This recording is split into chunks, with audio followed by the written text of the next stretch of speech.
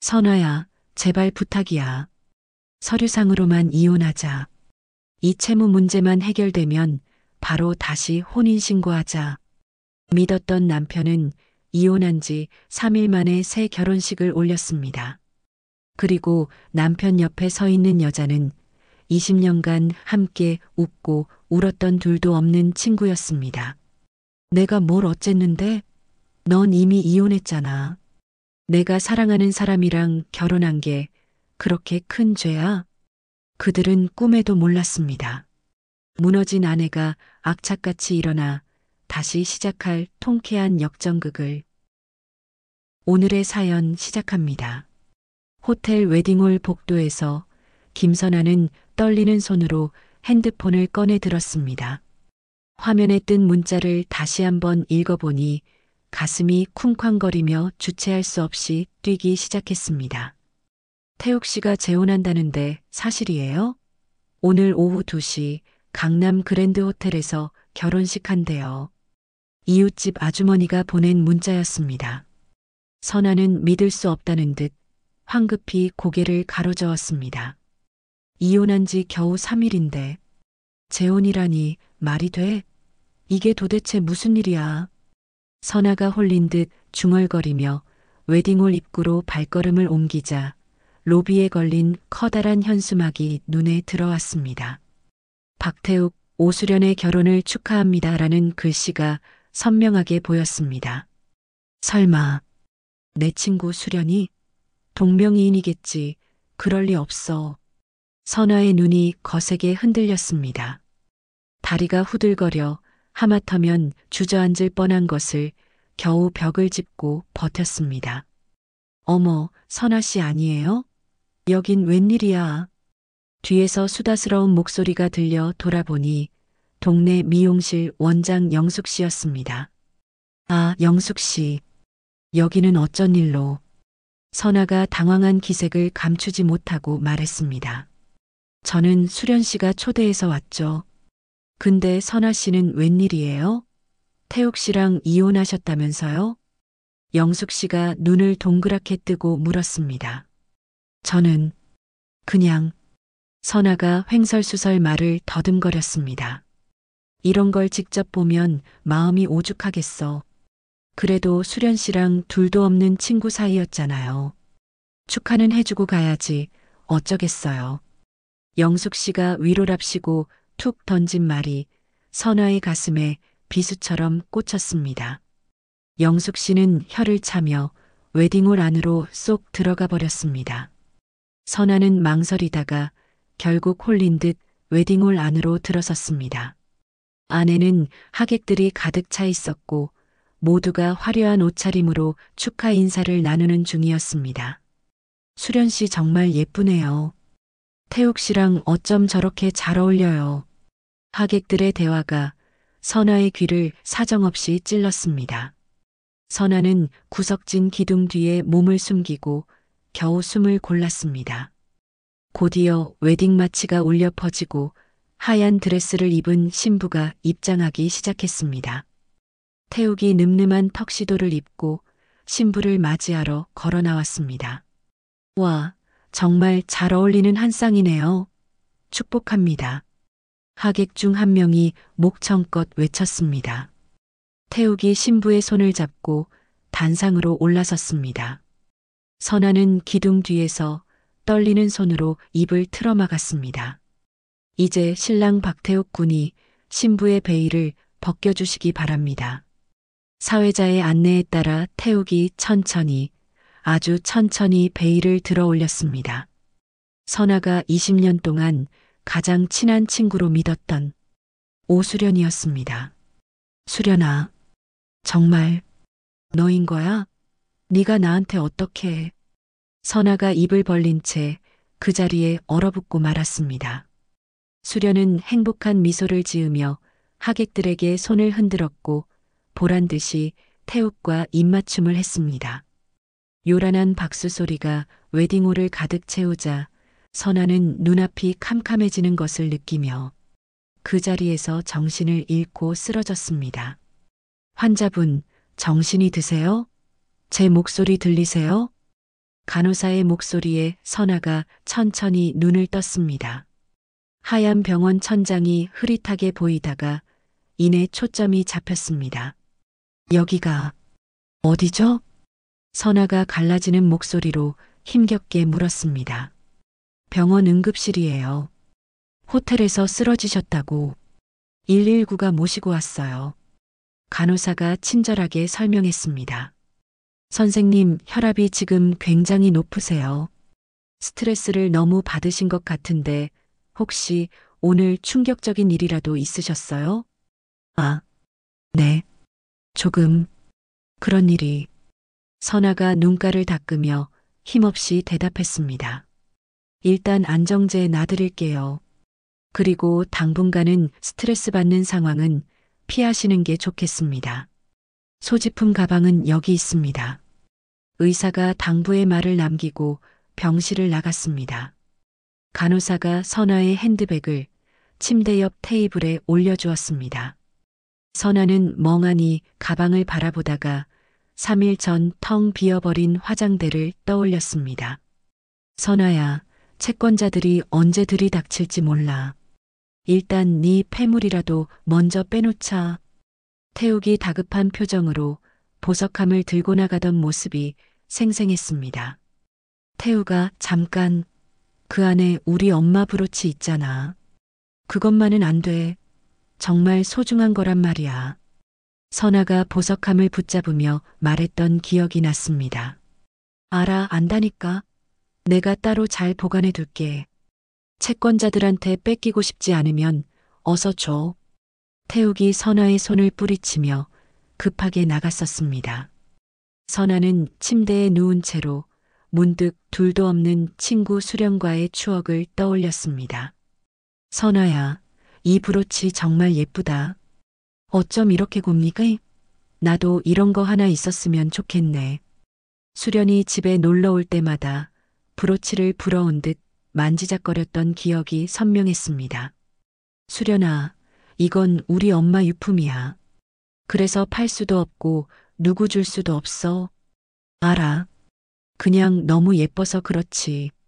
수련이 아쉬운 표정으로 브로치를 내려놓았던 모습이 떠올랐습니다.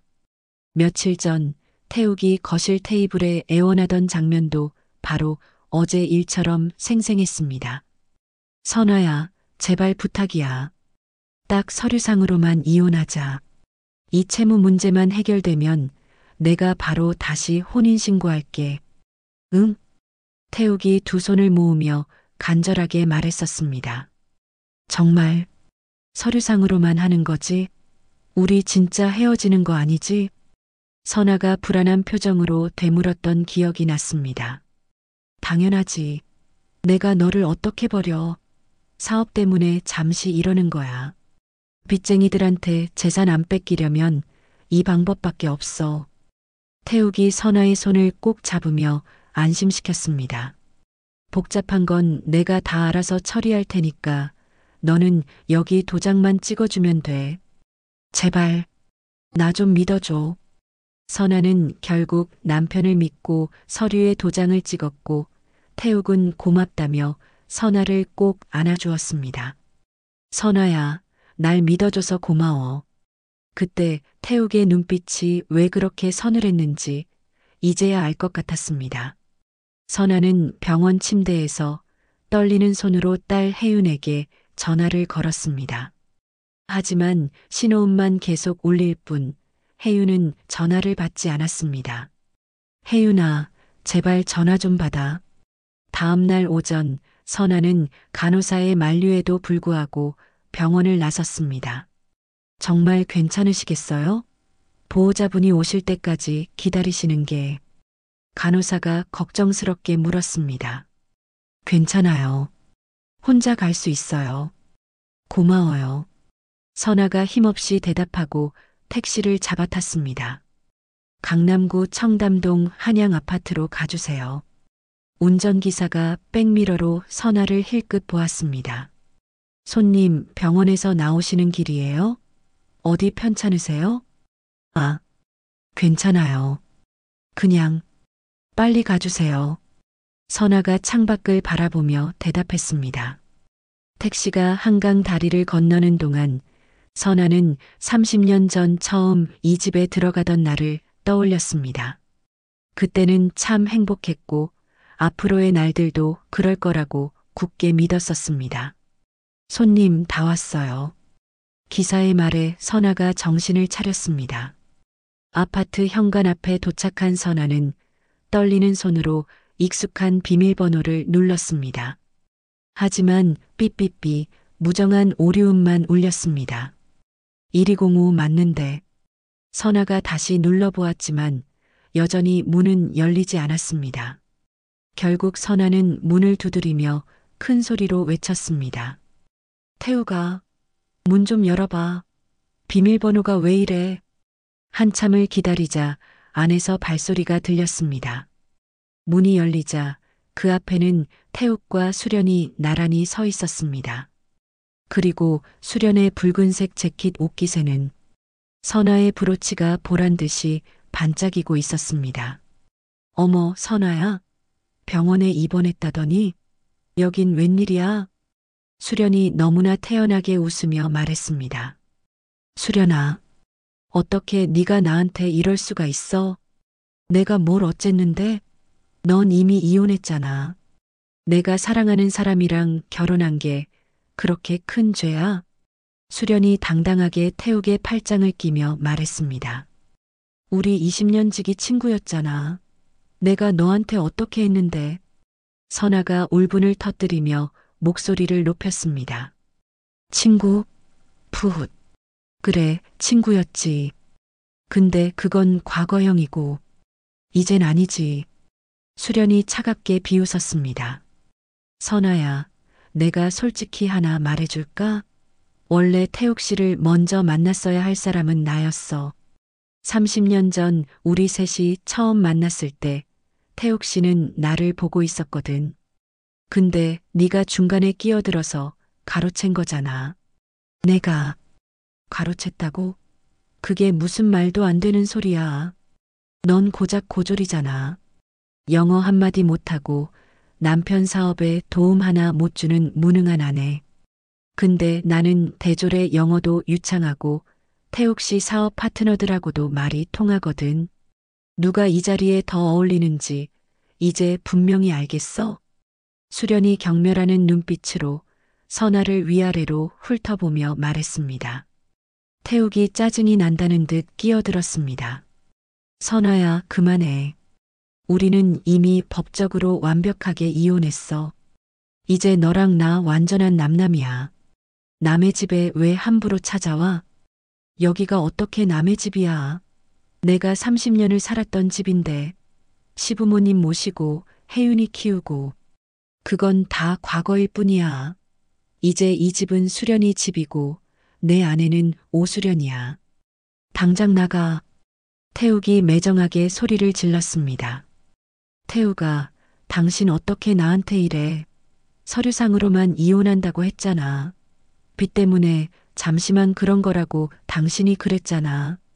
즉, 그걸 곧이곧대로 믿은 네가 바보 아니야? 우리 이혼은 법적으로 아무 문제 없어. 태욱이 차갑게 쏘아붙였습니다. 잠깐, 그 브로치. 그거 우리 엄마 유품이잖아. 당장 돌려줘. 선아가 수련의 옷깃에 달린 브로치를 발견하고 외쳤습니다. 이거? 아, 이거. 태욱 씨가 결혼 선물로 나한테 준 건데? 어때? 참 예쁘지? 나한테 정말 잘 어울린다고 생각 안 해? 수련이 보란 듯이 브로치를 쓰다듬으며 말했습니다. 돌려줘. 그건 내 거야. 우리 엄마가 돌아가시면서 나한테 물려주신 유일한 거라고. 어머, 어쩌나. 이제는 내 건데.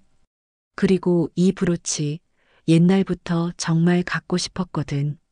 제발, 다른 건 다 가져도 좋아. 그것만은 돌려줘.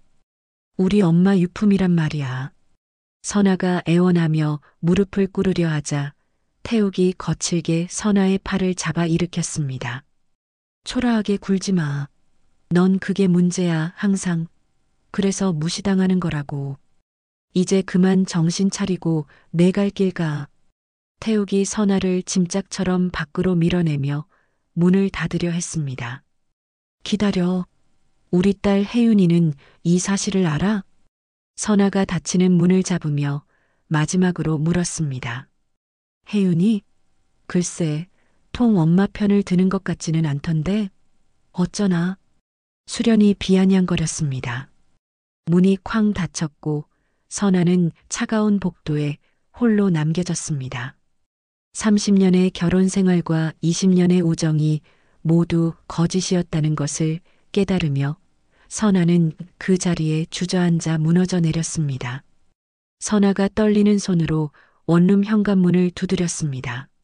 문이 열리자 혜윤이 엄마를 보고는 그 자리에서 와락 눈물을 쏟아냈습니다.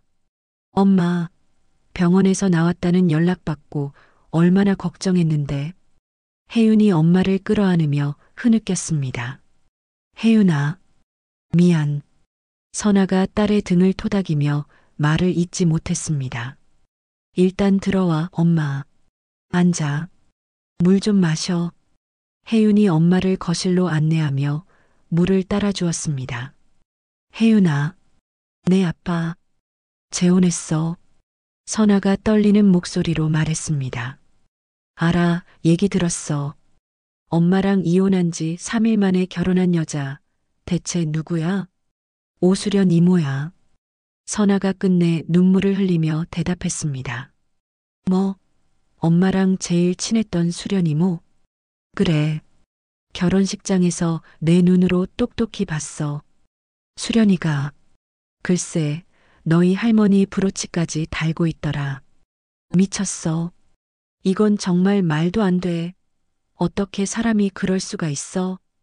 혜윤이 분노로 주먹을 불끈 쥐었습니다. 엄마, 여기 꼼짝 말고 기다려. 내가 당장 아빠한테 가서 다 따지고 올게. 혜윤이 외투를 집어들며 현관으로 향했습니다. 혜윤아, 가지 마. 가봤자 소용없어. 아니야. 이건 너무하잖아. 엄마가 평생 얼마나 고생했는데. 혜윤이 원룸 문을 거칠게 박차고 나갔습니다. 태욱의 회사 사무실로 들어선 혜윤은 비서를 지나쳐 곧장 사장실로 향했습니다. 혜윤 양, 지금 약속 없이는 못 들어가세요. 비서가 다급히 막으려 했지만 혜윤은 거칠게 문을 열고 들어갔습니다. 아빠, 지금 이게 무슨 짓이야? 혜윤이 책상을 내리치며 소리쳤습니다. 혜윤아, 네가 여긴 갑자기 무슨 일이야? 태욱이 놀란 표정으로 일어섰습니다. 수련 이모랑 재혼했다면서? 이혼한 지 3일 만에 엄마 친구랑 재혼을 해? 아빠, 어떻게 그럴 수가 있어? 혜윤아, 일단 진정하고 앉아서 얘기하자. 태욱이 애써 차분한 척 말했습니다. 지금 엄마는 충격으로 쓰러져서 병원까지 다녀왔는데 나더러 진정하라고? 내 엄마가 먼저 집을 나갔어. 자기는 이런 답답한 삶이 지겹다면서. 태욱이 눈 하나 깜짝하지 않고 뻔뻔하게 거짓말을 했습니다. 거짓말 좀 하지 마. 아빠가 빚 때문에 위장 이혼하자고 엄마한테 사정했잖아. 혜윤이 억울함에 소리쳤습니다. 혜윤아, 넌 아직 어려서 잘 몰라. 수련이가 내가 한창 힘들 때 옆에서 많이 위로해줬어. 그러다 보니 자연스럽게 사랑하게 된 거야. 엄마 친구랑 바람나서 사랑에 빠졌다고? 그게 지금 말이 된다고 생각해? 혜윤이 어이없다는 표정으로 말했습니다. 인생이란 게 원래 예측할 수 없는 거야. 수련이는 나를 이해해주고 사업도 적극적으로 도와줬어. 내 엄마와는 달랐지. 태욱이 뻔뻔하게 변명했습니다. 엄마가 아빠 뒷바라지하느라 평생을 바쳤는데 할아버지 병원비며 간병이며 엄마 혼자 다 했잖아. 그건 아내로서 당연히 해야 할 일이었어. 태욱이 차갑게 말했습니다. 아빠, 정말 실망이야. 다시는 아빠 얼굴 보고 싶지 않아. 혜윤이 사무실을 나가려다가 책상 위 액자를 보고 그 자리에 멈춰 섰습니다. 태욱과 수련이 어깨를 나란히 하고 찍은 사진이었는데 아래쪽에 날짜가 적혀 있었습니다. 이때 할아버지 병원에 계실 때잖아. 엄마는 병원이랑 집 오가면서 할아버지 간병하느라 쓰러지기 직전이었는데 혜윤이 액자를 들어 올리며 말했습니다. 아, 그 사진은 그냥 사업상. 태욱이 당황하며 변명하려 했습니다.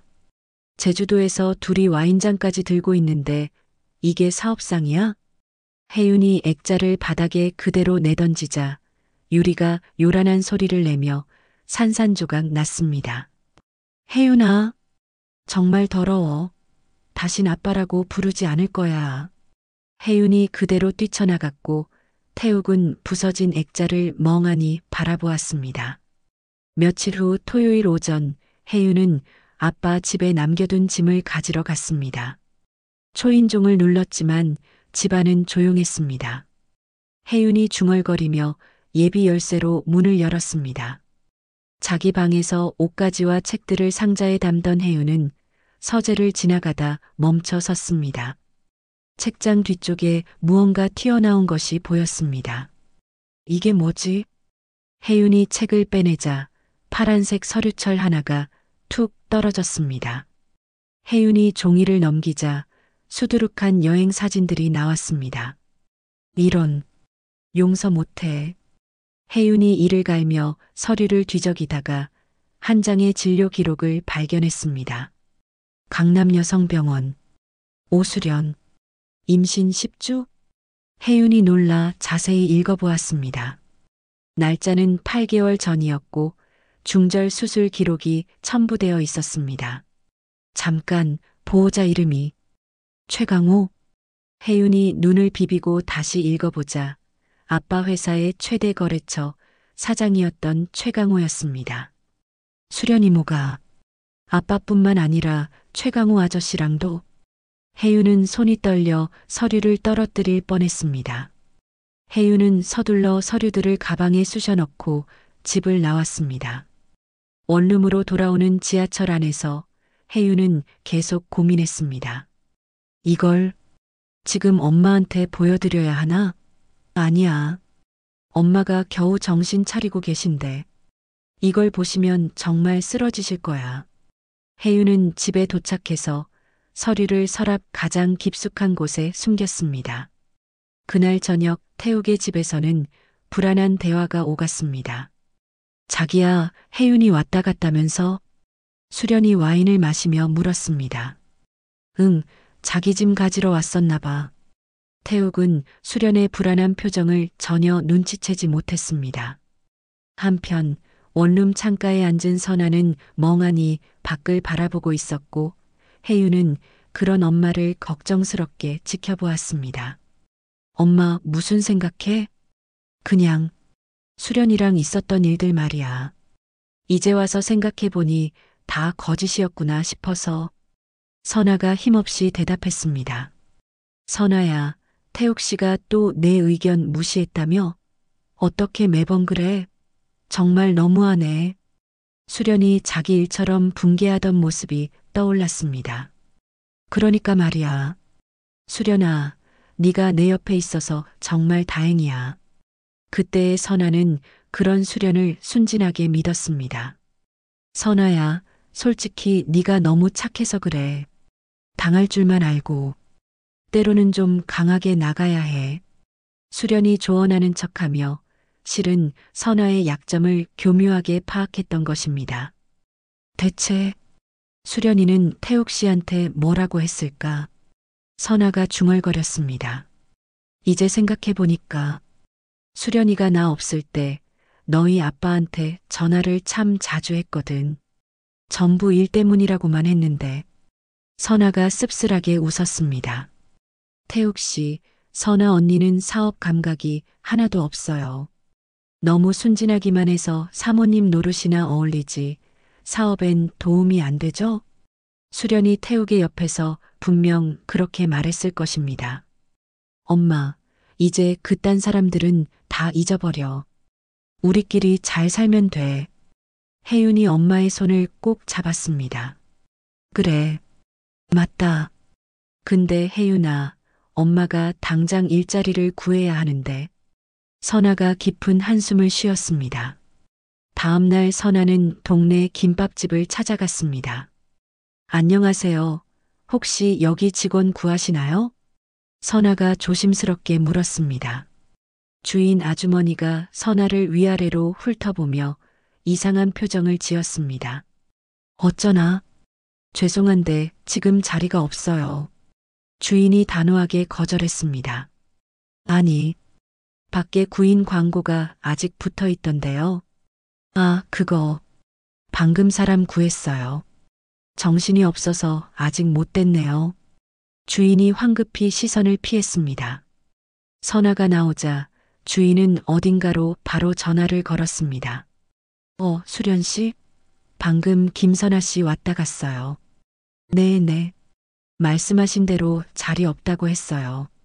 선아는 포기하지 않고 근처 분식집으로 갔습니다. 안녕하세요. 여기 일자리 구한다고 해서. 아줌마, 우리는 사람 안 뽑아요. 가보세요. 젊은 사장이 퉁명스럽게 말했습니다. 하지만 밖에 구인 스티커가. 아, 방금 뽑았다니까요.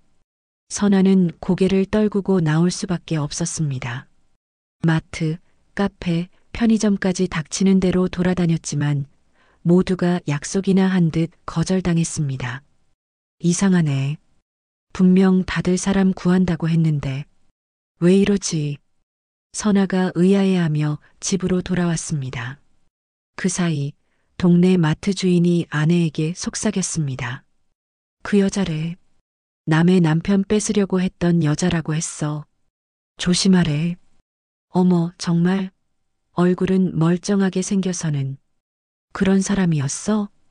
수련이 퍼뜨린 악의적인 소문은 이미 동네 전체에 빠르게 퍼져나간 뒤였습니다. 원룸으로 돌아온 선아가 통장을 확인해 보니 잔고는 겨우 50만 원이었습니다. 혜윤아, 어떡하지? 이번 달 월세 내기도 빠듯한데. 선아가 걱정스럽게 말했습니다. 엄마, 괜찮아. 내가 아르바이트 시간 더 늘리면 돼. 엄마는 아무 걱정하지 마. 혜윤이 애써 밝게 웃으며 엄마를 안심시켰습니다. 혜윤은 서랍 속 서류를 슬쩍 보았습니다. 때가 되면 이걸로 반드시 엄마를 도울 수 있을 거야. 혜윤이 마음속으로 굳게 다짐했습니다. 저녁 8시 원룸 현관에서 초인종이 울렸습니다. 선아가 문을 열자 태욱의 어머니인 정영자 여사가 얼음장같이 차가운 표정으로 서 있었습니다. 어머님, 여기는 어떻게? 선아가 놀라서 저도 모르게 뒤로 물러섰습니다. 들어가도 되겠지? 시어머니가 선아의 대답도 듣지 않고 성큼 안으로 들어왔습니다. 혜윤이 방에서 나오다가 할머니를 보고 그 자리에 멈췄습니다. 할머니, 여긴 왜 오셨어요? 너희 둘에게 단단히 할 말이 있어서 왔다. 시어머니가 거실 한가운데에 버티고 서서 말했습니다. 어머님, 우선 앉으세요. 제가 차라도 앉을 생각 없어. 용건만 간단히 말하고 갈 거니까. 시어머니가 선아를 위아래로 차갑게 훑어보았습니다. 수련이가 임신했다. 네, 임신. 이요? 선아가 순간적인 충격에 다리가 풀려 비틀거렸습니다. 그래, 2달째야.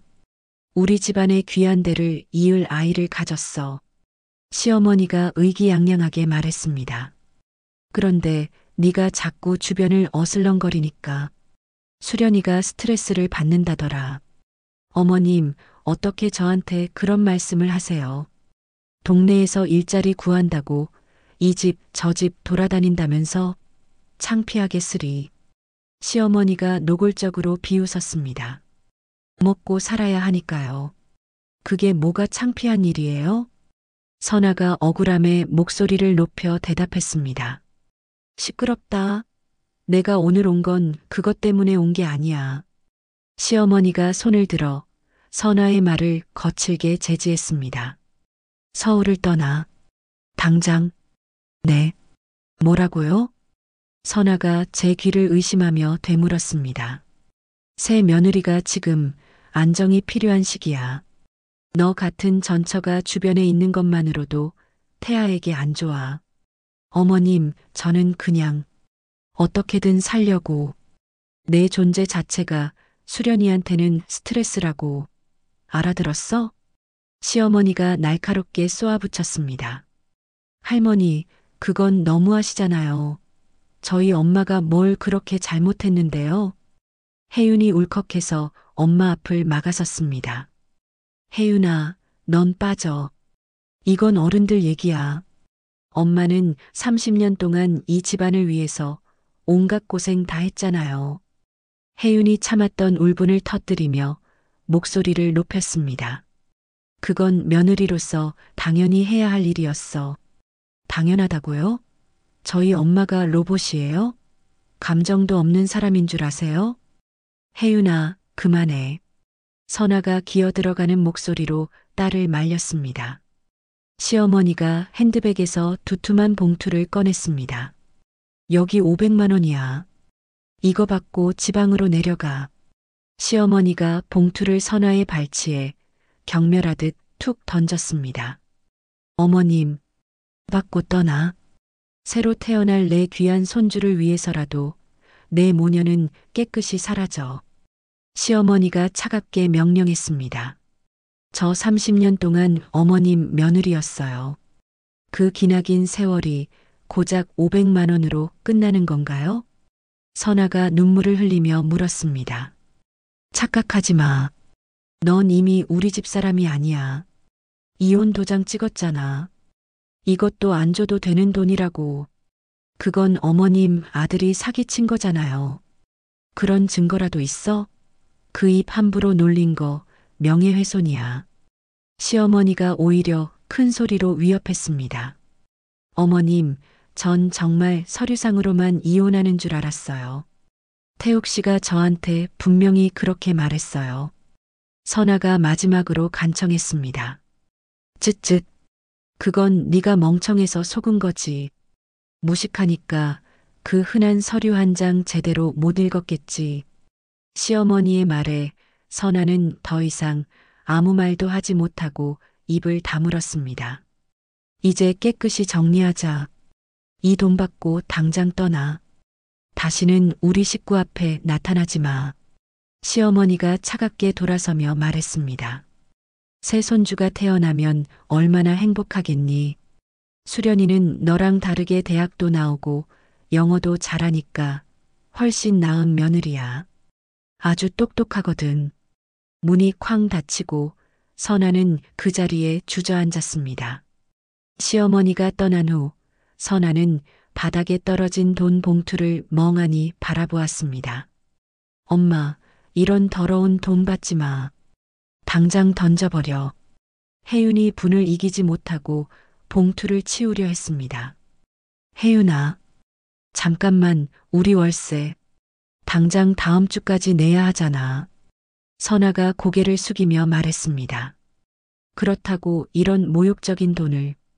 이건 아니잖아. 자존심으로 밥 먹고 살 수 있으면 얼마나 좋겠니. 근데 현실은 그게 아니야. 선아가 떨리는 손으로 봉투를 집어들었습니다. 엄마가 저런 돈 받는 거 나 정말 보기 싫어. 혜윤이 눈물을 글썽였습니다. 나도 싫어. 정말 죽기보다 싫어. 하지만 내 딸이 길거리에 나앉는 건 더 싫어. 선아가 쓴웃음을 지었습니다. 이 돈으로 우리가 다시 일어설 수만 있다면 지금은 받아야지. 엄마, 두고 봐. 언젠가 반드시 이 돈 몇 배로 갚아줄 거야.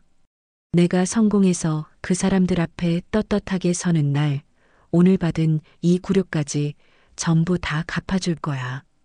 선아가 주먹을 꽉 쥐었습니다. 다음 날 아침 선아는 당장 급한 월세를 내고 나니 손에 쥔 돈은 200만 원 남짓이었습니다. 이걸로 뭘 할 수 있을까? 선아가 막막한 심정으로 고민하던 중 혜윤의 책상 위에 놓인 책자 하나가 눈에 들어왔습니다. 2024년 수시 대학 입시 요강이라고 적혀 있었습니다. 대학? 선아가 홀린 듯 책자를 펼쳐보니 상담 심리학과 페이지가 눈에 띄었습니다. 상담 심리학. 다른 사람의 마음을 치유하는 학문. 선아가 내용을 천천히 읽어 내려갔습니다. 평생 남의 말만 듣고 남들 비위 맞추고 살았는데 내가 다른 사람을 도울 수 있을까? 선아가 혼잣말을 했습니다. 문득 고졸이라서 아무것도 모른다고 자신을 무시하던 태욱의 말이 귓가에 맴돌았습니다. 형편 어려워서 공부 못한 게 그렇게 부끄러운 일이야? 나도 대학 가면 좀 달라질까? 선아가 책자를 꼭 쥐었습니다. 엄마, 뭘 그렇게 뚫어지게 봐? 저녁에 아르바이트를 마치고 돌아온 혜윤이 물었습니다. 선아가 조심스럽게 입시 요강을 보여주었습니다. 혜윤아, 엄마, 대학 가고 싶어? 선아가 큰 결심을 한 듯 말했습니다. 엄마가 지금 대학을? 혜윤이 놀란 표정으로 되물었습니다. 많이 늦었다고 생각해? 50대 후반에. 다 늙어서 무슨 대학이냐고 비웃을까? 아니야. 전혀. 하나도 안 늦었어. 엄마, 정말 가고 싶어? 응. 상담 심리학과에 가고 싶어? 나처럼. 억울하고 상처받은 사람들을 도와주고 싶어? 선아의 눈빛이 그 어느 때보다 간절했습니다. 엄마, 내가 무조건 도울게. 우리 같이 공부하자. 할 수 있어. 혜윤이 엄마를 꼭 안았습니다. 근데 너무 오랜만이라 걱정이야. 공부 손 놓은 지가 까마득한데. 괜찮아. 학원도 다니고 이 혜윤이가 직접 과외도 해줄게. 혜윤이 씩씩하게 격려했습니다. 다음 날 선아는 시어머니가 던져주고 간 그 돈으로 수능학원에 등록했습니다. 안녕하세요. 저기 수능 준비 좀 하려고 하는데요. 아, 네. 자녀분이 고3이신가요? 이쪽으로 직원이 친절하게 물었습니다. 아니요. 제가 볼 거예요. 아, 네. 어머님이요? 직원이 당황한 표정으로 선아를 쳐다봤습니다. 네. 좀 늦었지만 대학에 가고 싶어서요. 아, 네. 그러시구나. 이쪽으로 오시죠. 학원 교실에 들어서니 파릇파릇한 10대 학생들이 가득했습니다. 선아는 주눅이 들어 맨 뒷자리에 조용히 앉았습니다. 자, 오늘은 국어, 비문학 영역부터 시작하겠습니다. 지문 빠르게 분석합니다. 젊은 강사가 쉴 새 없이 빠르게 설명하기 시작하자 선아는 노안으로 글씨가 잘 보이지 않아 돋보기를 꺼내야 했습니다. 필기를 하려 애썼지만 굳은 손이 좀처럼 따라가지 못했습니다. 너무 빠르다. 선아가 중얼거렸습니다. 쉬는 시간 한 여학생이 선아에게 다가왔습니다. 어머님, 많이 힘드시죠?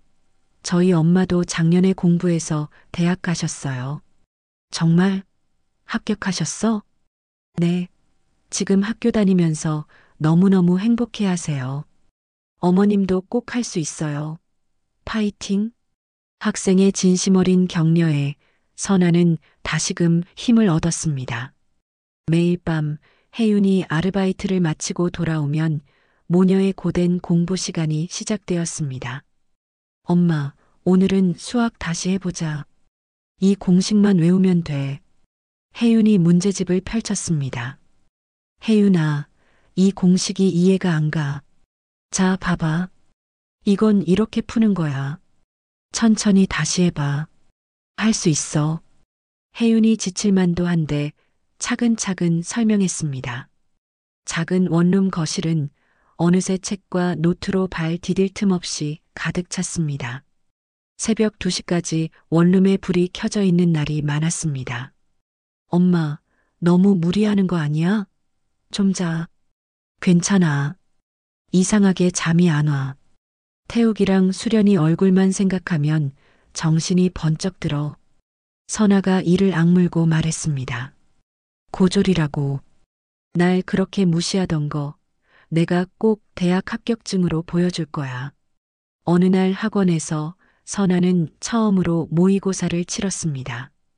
결과는 처참했습니다. 어머님, 솔직히 지금 이 점수로는 서울에서 가까운 대학 가기는 많이 힘들어요. 상담 선생님이 조심스럽게 말했습니다. 앞으로 얼마나 더 공부해야 할까요? 글쎄요. 지금부터 정말 잠 안 자고 하셔도 최소한 6개월은 더 하셔야. 하지만 선아는 좌절하지 않았습니다. 6개월이면 되는 거네요. 네, 해볼게요. 집으로 돌아온 선아는 더욱 독하게 공부에 매달렸습니다.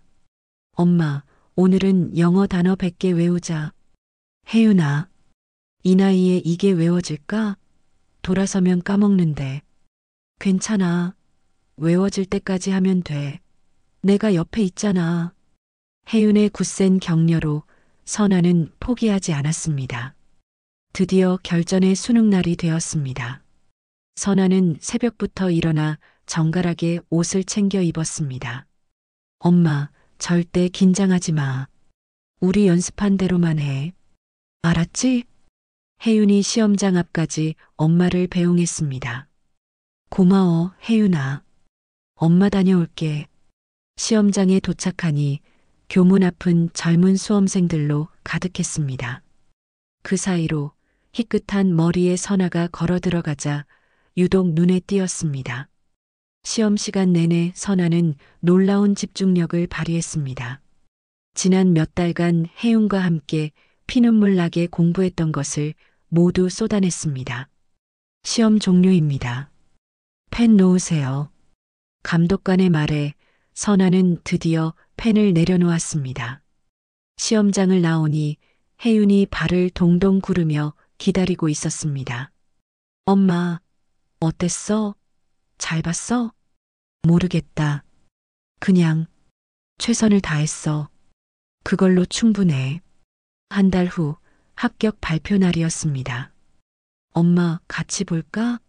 내가 로그인 할게. 아니야. 무서워서 못 보겠어. 네가 먼저 봐줘. 혜윤이 떨리는 손으로 컴퓨터에 수험 번호를 입력했습니다. 엄마, 혜윤이 갑자기 비명을 질렀습니다. 왜 그래? 떨어졌어? 선아의 가슴이 쿵 내려앉았습니다. 합격이야. 엄마 합격했어. 여기 봐. 상담 심리학과 합격. 엄마 해냈어. 혜윤이 엄마를 끌어안고 펄쩍펄쩍 뛰었습니다. 정말? 혜윤아, 이거 진짜야? 응, 진짜야. 엄마 이제 대학생이야. 모녀는 서로를 부둥켜 안고 한참 동안 기쁨의 눈물을 흘렸습니다. 3월 첫째 주 선아는 조별과제를 위해 학교 앞 카페로 향했습니다. 여기가 청춘 카페구나. 학생들이 여기서 만나자고 했는데 선아가 카페 문을 열고 들어서자 카운터에서 누군가 반갑게 인사를 건넸습니다. 어서 오세요. 선아야. 그 목소리를 들은 순간 선아는 그 자리에 얼어붙었습니다. 혹시 한준규? 선아가 믿을 수 없다는 표정으로 뚫어지게 쳐다봤습니다. 맞아, 나야. 선아야, 네가 어떻게 여기에? 준규가 카운터에서 급히 나와 선아 앞에 섰습니다. 준규야, 세상에 정말 오랜만이다. 이게 30년 만이지? 그래, 정확히 30년이야. 근데 너 그동안 무슨 일 있었어? 얼굴이 많이 수척해졌구나. 준규가 걱정스러운 표정으로 선아를 찬찬히 살펴봤습니다. 아, 나는 여기 대학에 다녀. 오늘 조별 과제 때문에. 네가 학생이라고? 응, 올해 입학했어. 좀 늦었지만. 선아가 쑥스러운 듯 웃었습니다. 정말 대단한데? 잠깐, 근데 조별 과제라고? 응, 학생들이 곧 오기로 했어. 그럼 이쪽 창가 자리로 안내할게. 여기가 제일 조용하고 얘기 나누기 좋아. 준규가 선아를 창가 테이블로 안내했고 곧이어 젊은 학생들이 카페로 들어섰습니다. 선아님, 여기 먼저 와 계셨네요. 혹시 카페 사장님이랑 아시는 사이세요? 학생들이 호기심 어린 눈빛으로 물었습니다. 아, 네. 그냥 아주 오래된 친구예요. 선아가 간단히 대답했습니다. 우와, 그럼 저희 커피 서비스라도 받을 수 있는 거예요? 한 학생이 장난스럽게 말했습니다. 그럼요. 오늘은 여기 있는 거 다 제가 쏘겠습니다. 마음껏 주문해요. 준규가 호탕하게 웃으며 주문을 받아갔습니다. 2시간 후 조별 과제가 시끌벅적하게 끝났습니다. 선아님, 저희 먼저 갈게요. 다음 주에 봬요. 그래요. 다들 조심해서 가요. 학생들이 떠나고 카페에는 선아와 준규 둘만 남았습니다. 선아야, 그동안 도대체 무슨 일이 있었던 거야? 준규가 따뜻한 커피를 새로 내려 선아의 맞은편에 앉으며 물었습니다. 준규야, 이걸 어디서부터 어떻게 말해야 할지. 선아가 깊은 한숨을 쉬었습니다. 괜찮아. 천천히 말해. 나 시간 많아. 나 이혼했어. 태욱이랑. 뭐? 이혼? 무슨 일 있었어? 준규가 충격을 받은 듯 물었습니다. 태욱이가 날 속였어. 빚 때문에 잠깐 서류상으로만 이혼하자고 하더니 내 친구랑 재혼했어. 친구랑? 그게 무슨 소리야? 내 20년 지기 친구. 나 몰래 불륜 관계였던 거야. 선아가 애써 눈물을 닦으며 말했습니다. 세상에, 어떻게 그런 짓을.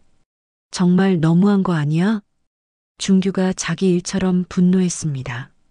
그렇게 30년 결혼 생활이 한순간에 무너졌어. 재산도 전부 빼앗기고 빈손으로 쫓겨났지. 선아야, 정말 힘들었겠다. 준규가 안타까움에 선아의 손을 잡았습니다. 그래서 대학 가기로 결심했어. 고졸이라고 무식하다고 무시당하는 게 너무 싫어서. 잘했어. 정말 잘한 선택이야. 준규야, 너는 어떻게 지냈어? 여기서 카페를 다 하고 벌써 5년 전에 시작했어. 여기 대학 가라. 젊은 학생들이 많이 와서 좋아. 준규가 대답했습니다. 결혼은? 가족은 어떻게 돼? 안 했어. 그냥 혼자가 편해서. 준규가 어딘가 쓸쓸하게 웃었습니다. 30년 전 그날 이후로 가끔 내 생각이 났어. 나도 가끔 그때 생각했어. 시장에서 나 도와줬던 거 참 든든했는데. 선아가 아련한 추억을 떠올렸습니다. 선아야, 앞으로 공부할 때 꼭 여기로 와. 이 자리는 언제든 내 전용석이야. 정말? 그래도 내가 폐가 되지 않을까? 무슨 그런 섭섭한 소리를 해. 네가 와주면 오히려 내가 더 고맙지. 준규가 진심을 담아 말했습니다. 그날 밤 혜윤은 집에서 자신의 서랍을 열었습니다. 깊숙이 숨겨두었던 파란 서류철을 꺼내 다시 한번 꼼꼼히 살펴보기 시작했습니다. 오수련, 임신 10주, 배우자 최강호. 혜윤이 달력을 보며 날짜를 계산해 보았습니다. 잠깐, 이 날짜가 아빠랑 불륜을 저지르면서 동시에 최강호 아저씨랑도. 이건 뭐, 완전히. 혜윤은 기가 막힌 사실에 충격을 받았습니다. 이걸 엄마한테 언제 말해야 하지? 아니야, 지금은 절대 아니야. 엄마가 이제 막 학교 생활 적응하기 시작했는데 이걸 알면 또 쓰러지실 거야. 혜윤은 깊은 고민에 빠졌습니다. 이건 정말 중요한 증거야. 일단 안전하게 보관해야겠어. 혜윤이 원본 서류 봉투를 금고 깊숙이 넣었습니다. 집으로 돌아온 혜윤은 곧바로 친한 친구 민지에게 전화를 걸었습니다. 민지야, 나 좀 급하게 부탁할 게 있는데. 응? 뭔데? 내가 아주 중요한 서류 사본을 하나 보낼 건데 네가 무슨 일이 있어도 좀 보관해 줄래? 무슨 서류인데 그래? 나중에 다 설명할게. 대신 혹시라도 나한테 무슨 일 생기면 그때는 꼭 우리 엄마한테 이걸 전해줘야 해. 알았지? 너 지금 무슨 소리 하는 거야? 무서운 얘기하지 마.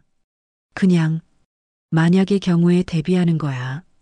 부탁할게, 민지야. 혜윤이 간곡하게 부탁했습니다. 선아는 상담 심리학 수업을 들으며 자신도 모르게 점점 변화하기 시작했습니다. 오늘은 트라우마와 그 회복 과정에 대해 이야기해 보겠습니다. 김 교수가 강의를 시작했습니다. 여기 계신 분들 중 가까운 이에게 배신당한 경험이 있는 분 계십니까? 몇몇 학생이 손을 들었고 선아도 조용히 손을 들었습니다. 그렇다면 그 상처를 한 발 물러서서 객관적으로 바라본 적이 있으신가요? 교수의 질문에 선아는 깊은 생각에 잠겼습니다. 수업이 끝난 후 김 교수가 선아를 불렀습니다. 김선아 학생, 이번에 제출한 과제 잘 봤어요. 아, 감사합니다, 교수님. 본인의 실제 경험이 녹아 있어서 그런지 통찰력이 아주 인상적이었습니다. 자신의 상처를 이렇게 빨리 객관화하는 게 결코 쉽지 않은데 말이에요. 아직 한참 부족합니다. 선아가 겸손하게 대답했습니다. 아닙니다. 계속 이렇게만 하시면 분명 좋은 상담사가 되실 거예요. 교수의 진심 어린 격려에 선아는 큰 힘을 얻었습니다. 매일 오후 선아는 어김없이 준규의 카페에서 공부했습니다.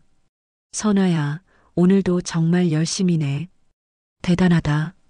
준규가 따뜻한 커피와 갓 구운 샌드위치를 가져다 주었습니다. 준규야, 매번 이렇게 챙겨주면 나 너무 미안해. 뭘 친구 사이에. 그리고 사실 보기 좋아.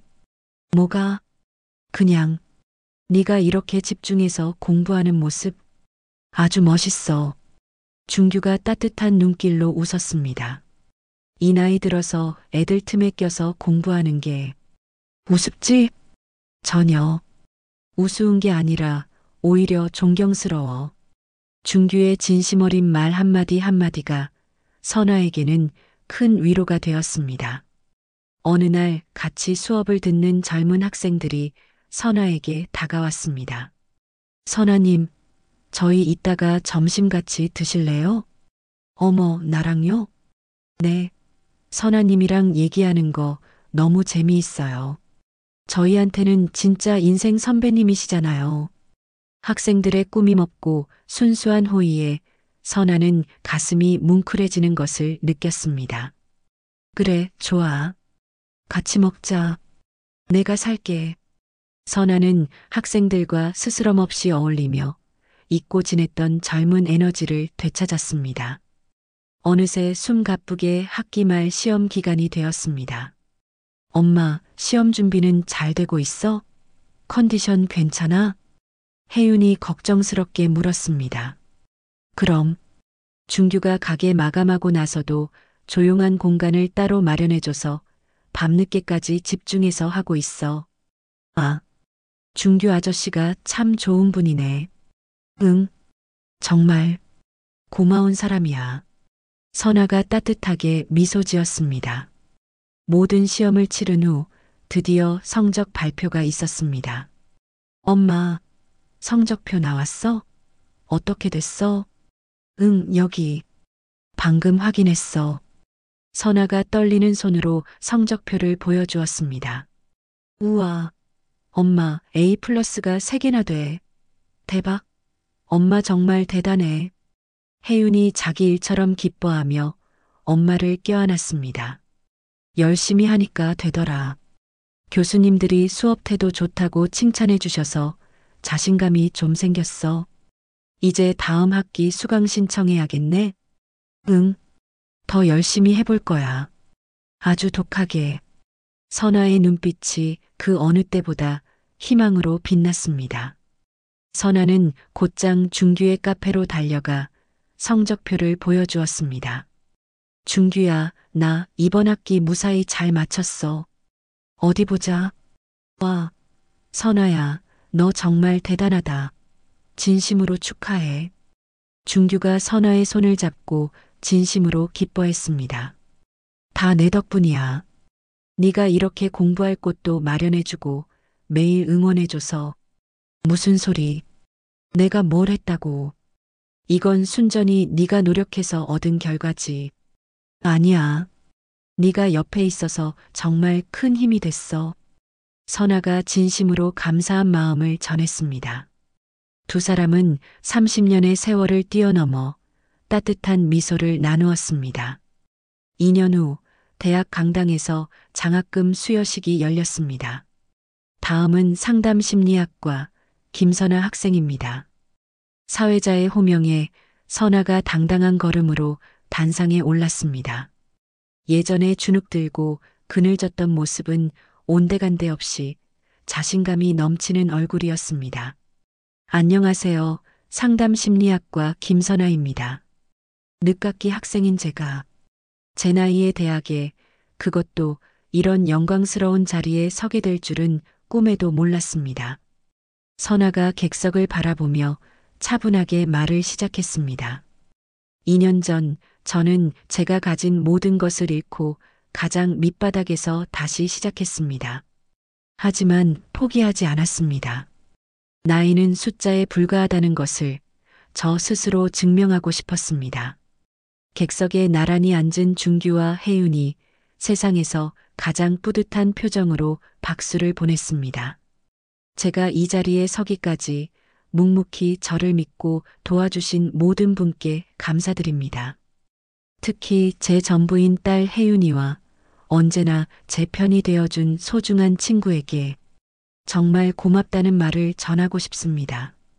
선아가 준규가 앉은 객석을 바라보며 따뜻하게 미소 지었습니다. 앞으로도 저처럼 상처받은 사람들의 마음을 진심으로 어루만지고 치유하는 상담사가 되기 위해 끊임없이 노력하겠습니다. 감사합니다.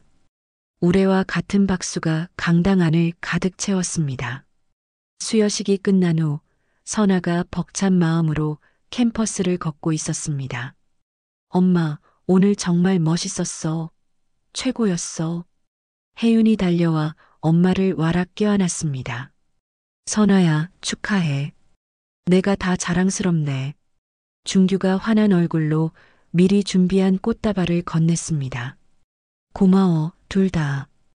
혜윤이랑 준규 씨, 당신들이 없었으면 나 여기까지 절대 못 왔을 거야. 선아가 더없이 행복한 미소를 지었습니다. 그때 멀리서 누군가 또각거리는 구두 소리와 함께 다가왔는데 바로 화려한 분홍색 원피스를 입은 수련이었습니다. 어머, 선아야. 장학금 받았다며?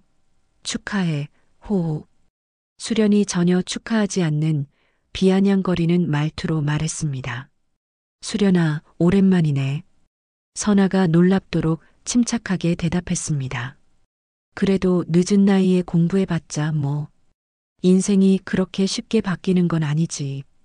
현실은 여전하잖아. 수련이 보란 듯이 옷깃에 달린 브로치를 만지작거리며 말했습니다. 수련아, 너 그동안 무슨 일 있었어? 얼굴이 많이 수척해졌네. 선아가 과거와 달리 수련의 상태를 차분히 바라보며 물었습니다. 무슨 일이 있긴. 난 아주 행복해. 태욱 씨랑 알콩달콩 잘 살고 있어. 그래. 그런데 왜 내 눈에는 이렇게 불안해 보이지? 선아가 마치 속을 꿰뚫어 보듯 의미심장하게 말했습니다. 불안하다니? 내가 뭐가 불안해? 수련의 목소리가 순간 날카로워졌습니다. 조금 알 것 같아. 네가 왜 그렇게 초조해하고 불안해하는지. 거짓 위에 위태롭게 세운 행복은 그리 오래가지 못하거든. 선아가 담담하게 하지만 힘주어 말했습니다. 뭐, 그게 지금 무슨 의미로 하는 소리야? 수련의 얼굴이 순간 싸늘하게 굳어졌습니다. 그냥 하는 말이야. 건강이나 조심해, 수련아. 선아가 시선을 거두고 돌아서자 수련이 다급하게 선아를 붙잡듯 물었습니다. 잠깐, 혜윤이는 요즘 뭐하고 지내? 왜? 남의 딸 소식은 뭐하러 물어? 아니, 그냥 궁금해서 그렇지. 수련이 황급히 시선을 피했습니다. 혜윤이는 아주 잘 지내. 적어도 너보다는 훨씬 더 행복하게. 선아가 차가운 말을 남기고 준규와 혜윤의 곁으로 떠났습니다. 수련은 그 자리에 멍하니 서서 선아의 당당한 뒷모습을 바라보았습니다. 뭔가 아는 것 같은데. 아니야, 그럴 리 없어. 수련이 손톱을 깨물며 불안하게 중얼거렸습니다. 그날 저녁 태욱의 집에서는 심각한 대화가 오가고 있었습니다. 수련아, 이상하지 않아? 최강호 사장이 벌써 일주일째 연락이 안 돼. 태욱이 서재에서 서류를 뒤적이며 말했습니다. 그래, 바빠서 그런 거 아닐까? 며칠 전에 출장 간다고 하지 않았어? 수련이 애써 무관심한 척 와인 잔을 만지작거리며 대답했습니다. 아니야, 비서한테 물어봐도 모른다고만 하고.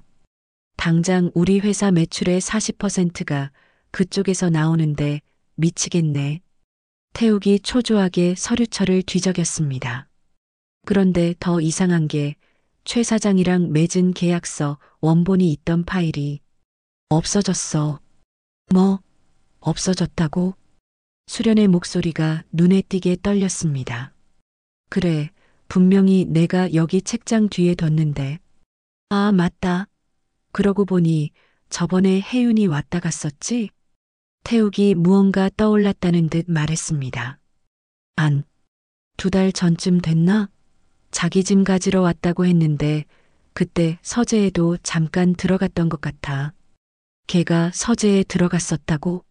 수련의 얼굴이 순식간에 하얗게 질렸습니다. 왜 그래? 무슨 문제라도 있어? 태욱이 의아하다는 표정으로 물었습니다.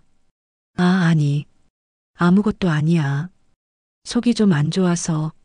화장실 좀. 수련이 급하게 화장실로 뛰어들어갔습니다. 화장실에서 수련은 떨리는 손으로 차가운 세면대를 붙잡았습니다. 그 산부인과 서류가 분명히 그 파일 안에 있었는데 설마 혜윤이가 그걸 가져갔으면. 수련이 공포에 질려 중얼거렸습니다. 태욱 몰래 서재로 돌아온 수련은 책장을 미친 듯이 샅샅이 뒤지기 시작했습니다. 어디에도 없어. 혜윤이 걔가 가져간 게 확실해. 수련이 그 자리에 절망적으로 주저앉았습니다. 한편 태욱은 거실에서 우편으로 배달된 대학 소식지를 무심코 뒤적이고 있었습니다. 김선아? 장학금 수여식 단상에 서 있는 선아의 사진이 눈에 들어왔습니다. 상담심리학과 김선아 학생, 2년 연속 성적 우수 장학생 선정. 태욱이 믿기지 않는다는 듯 기사를 읽어내려갔습니다. 내가 그렇게 무시했던 선아가 대학에서 그것도 장학생으로 인정받고 있다니. 태욱의 표정이 복잡하게 일그러졌습니다. 고졸이라고. 아무것도 모른다고 평생 무시했는데. 태욱이 사진 속 선아의 얼굴을 바라보며 깊은 한숨을 쉬었습니다.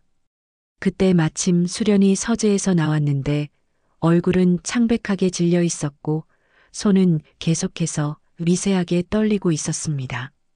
수련아, 괜찮아? 어디 아파? 얼굴이 왜 그렇게 하얘? 아무것도 아니야. 그냥 좀 피곤해서 그래. 수련이 태욱의 눈을 피하며 침실로 들어가 버렸습니다. 침대에 쓰러지듯 누운 수련은 천장을 바라보며 극도의 불안감에 떨었습니다. 혜윤이가 그 서류를 가지고 있으면 그건 언제 터질지 모르는 폭탄이야. 수련이 이불을 목 끝까지 끌어안으며 중얼거렸습니다. 최강호도 갑자기 연락이 안 되고 이게, 이게 과연 우연일까? 아니면 수련은 그날 밤 뜬 눈으로 밤을 지새웠습니다. 거실에 혼자 남은 태욱은 한참 동안 선아의 사진이 실린 소식지를 덮지 못했습니다. 선아가 저렇게 변했구나. 내가 전혀 몰랐던 모습이. 태욱이 복잡한 심경으로 소식지를 덮었습니다. 근데 수련이는 대체 왜 저렇게 불안해하는 거지? 요즘 나한테 뭔가 숨기는 게 있는 것 같은데.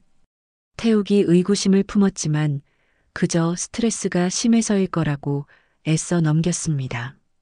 그날 밤 수련은 끔찍한 악몽에 시달렸습니다. 혜윤이 서류를 들고 나타나 모든 사람 앞에서 자신의 비밀을 폭로하는 꿈이었습니다. 안 돼, 안 돼. 수련이 비명을 지르며 잠에서 깨어났습니다. 수련아, 왜 그래? 무슨 일이야? 태욱이 놀라서 황급히 침실불을 켰습니다. 아무것도 아니야. 그냥 악몽 꿨어. 수련이 식은땀에 젖은 얼굴을 다급히 닦으며 말했습니다. 요즘 당신 너무 예민한 것 같아. 내일 병원이라도 가볼래? 아니야. 괜찮아. 그냥 좀 누워있으면.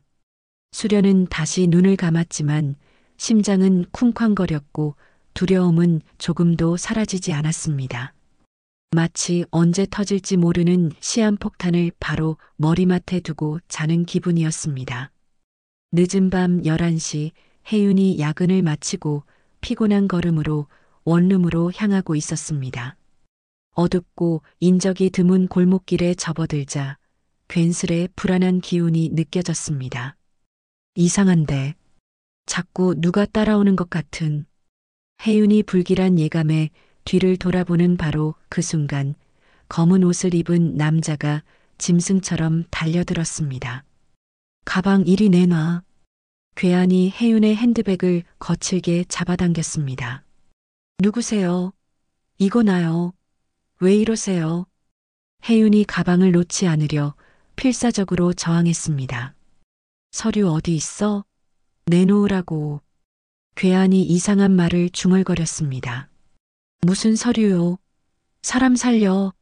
도와주세요. 혜윤이 목청껏 소리를 지르자 괴한이 당황한 듯 거칠게 소리쳤습니다. 시끄러워. 괴한이 혜윤을 있는 힘껏 밀어붙였고 혜윤은 그대로 뒤에 있던 계단에서 굴러떨어졌습니다.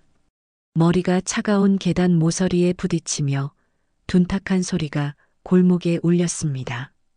으악! 혜윤은 짧은 비명을 끝으로 그 자리에 쓰러져 의식을 잃었습니다. 괴한은 혜윤이 떨어뜨린 가방을 집어들고 내용물을 바닥에 모조리 쏟아부었습니다. 서류 뭉치를 다급하게 하나하나 확인하며 무언가를 찾는 듯 했지만 원하는 것은 없었던 모양입니다. 젠장 없잖아. 괴한이 신경질적으로 서류들을 찢어버리고는 어둠 속으로 도망쳤습니다. 잠시 후 지나가던 행인이 쓰러진 혜윤을 발견하고 119에 다급하게 신고했습니다. 저기요. 웬 여자가 쓰러져 있어요. 머리에서 피가 나요. 빨리 좀 와주세요. 곧이어 구급차가 도착했고 혜윤은 가까운 병원 응급실로 긴급 이송되었습니다. 한밤중에 전화를 받고 선아는 그야말로 혼비백산하여 병원으로 달려왔습니다. 우리 혜윤이 어디 있어요? 선아가 다급하게 간호사를 붙잡고 물었습니다. 환자분, 지금 응급수술 들어가셨어요. 머리를 심하게 다치셔서 지금 우리 딸이 수술 중이라고요? 선아는 다리에 힘이 풀려 그 자리에서 무너져 내리고 말았습니다. 선아야. 때마침 소식을 듣고 한달음에 달려온 준규가 쓰러지는 선아를 가까스로 부축했습니다. 준규 씨, 혜윤이가 어떡해요? 선아가 준규의 품에서 아이처럼 흐느꼈습니다. 진정해, 선아야. 괜찮을 거야. 분명히 괜찮을 거야. 준규가 선아의 등을 두드리며 필사적으로 위로했습니다. 그때 담당 의사가 수술실에서 나와 심각한 표정으로 설명했습니다. 박혜은 환자 보호자분이세요? 환자분이 계단에서 굴러 머리를 심하게 다치셔서 지금 뇌출혈이 있습니다. 선생님, 우리 딸 살릴 수 있는 거죠? 네. 선아가 의사의 팔을 붙잡고 애원했습니다. 저희도 최선을 다하겠습니다. 제발, 우리 딸 좀 살려주세요. 수술실 앞 복도에서 선아는 뜬 눈으로 밤을 지새웠습니다. 준규는 그런 선아의 옆을 한시도 떠나지 않고 묵묵히 지켰습니다. 선아야, 물이라도 한 모금 마셔. 아무것도 못 마시겠어. 혜윤이 나올 때까지는. 얼마 후 현장 조사를 마친 경찰이 병원으로 찾아왔습니다. 보호자분 현장을 보니 좀 이상한 점이 있습니다. 가방이 찢어져 있고 서류만 잔뜩 뒤져진 흔적이 있더군요. 그런데 지갑이나 다른 귀중품은 그대로였습니다. 형사가 심각하게 설명했습니다. 서류를 찾았다고요? 선아가 의아해했습니다. 네, 정황상 단순 강도가 아닌 것 같습니다. 피해자가 가진 특정 물건을 노린 계획적인 범행으로 보입니다. 누가 우리 혜윤이를? 준규가 형사에게 침착하게 물었습니다. CCTV는 확인하셨습니까? 지금 골목길 주변 CCTV를 전부 분석 중입니다. 목격자도 찾고 있고요. 제가 도울 수 있는 게 있다면 뭐든 말씀해 주십시오. 준규가 적극적으로 나섰습니다. 다음 날 아침 일찍 준규는 선아 몰래 사건 현장 주변을 돌며 직접 목격자를 찾기 시작했습니다. 사장님, 혹시 어젯밤에 여기서 사건이 있었다는데 보신 것 없으십니까? 아, 그러고 보니 검은 옷 입은 남자가 저쪽으로 미친 듯이 뛰어가는 건 봤어요. 한가게 주인이 대답했습니다. 어느 방향으로 갔는지 보셨습니까? 저쪽 큰 길로 쏜살같이 나가던데. 준규가 정보를 꼼꼼히 모아 경찰에 전달했습니다. 지옥 같은 이틀이 흐르고 중환자실에서 혜윤이 기적적으로 의식을 되찾았습니다. 혜윤아, 엄마 보여? 정신이 드니? 선아가 딸의 손을 잡으며 눈물을 쏟았습니다. 엄마, 머리가 너무 아파요. 이제 깨어났으니까 다 괜찮아, 우리 딸. 곧이어 경찰이 혜윤의 진술을 듣기 위해 병실로 찾아왔습니다. 환자분 많이 힘드시겠지만 혹시 범인의 특징 중에 기억나는 게 있을까요? 검은 옷이었어요. 그리고 이상하게 향수 냄새가 났어요. 혜윤이 힘겹게 말했습니다. 향수요? 네. 아주 진한 수련이모가 항상 뿌리던 바로 그 향수 냄새였어요. 선아가 그 말을 듣고 충격에 휩싸여 혜윤을 바라보았습니다. 경찰이 병실을 나간 후 혜윤이 힘겹게 엄마를 불렀습니다. 이제는 엄마한테 말해야 할 때가 온 것 같아요. 무슨 말이야, 혜윤아? 천천히 말해. 사실 2년 전에 아빠 집 서재에서 이상한 서류를 발견했어요. 혜윤이 천천히 묻어두었던 그날의 기억을 설명하기 시작했습니다. 무슨 서류길래? 수련이모의 산부인과 진료 기록이었어요. 임신 10주차 초음파 사진이랑 중절 수술 기록이 함께 있었는데 선아가 충격으로 숨을 삼켰습니다. 그 서류에 적힌 보호자 이름이 최강호라고 되어 있었어요. 뭐, 최강호 사장이라고? 네. 제 추측이 맞다면 수련이모가 아빠랑 불륜을 저지르면서 동시에 그 최강호 아저씨와도 부적절한 관계였던 거예요. 혜윤이 침대에서 몸을 일으키려 애썼습니다. 혜윤아, 무리하지 마. 그냥 누워 있어. 엄마, 그 서류 원본은 제가 금고에 넣어뒀어요. 열쇠는 우리 집 서랍 2번째 칸 낡은 책 밑에 숨겨뒀어요. 그런 엄청난 걸 왜 지금까지 나한테 말 안 했어? 선아가 떨리는 목소리로 물었습니다. 엄마가 모처럼 학교 다니시면서 행복해 보이는데 차마 이걸로 엄마를 힘들게 하고 싶지 않았어요. 혜윤의 눈에서 눈물이 흘렀습니다. 수련 이모가 그 서류의 존재를 알고 그걸 없애려고 절 공격한 게 틀림없어요. 그 악마 같은 년이. 선아가 분노로 이를 갈았습니다. 엄마, 그리고 최강호 아저씨는 최근에 아빠와 사업 정리하고 해외로 떠났대요. 그건 또 어떻게 알았어? 얼마 전에 들었어요. 갑자기 모든 거래를 끊고 야반도주하듯 떠났다고. 선아가 배신감과 분노에 떨었습니다. 감히 내 딸을 해치려 했다니. 절대 용서 못해. 그때 준규가 흥분한 얼굴로 병실 문을 열고 들어왔습니다.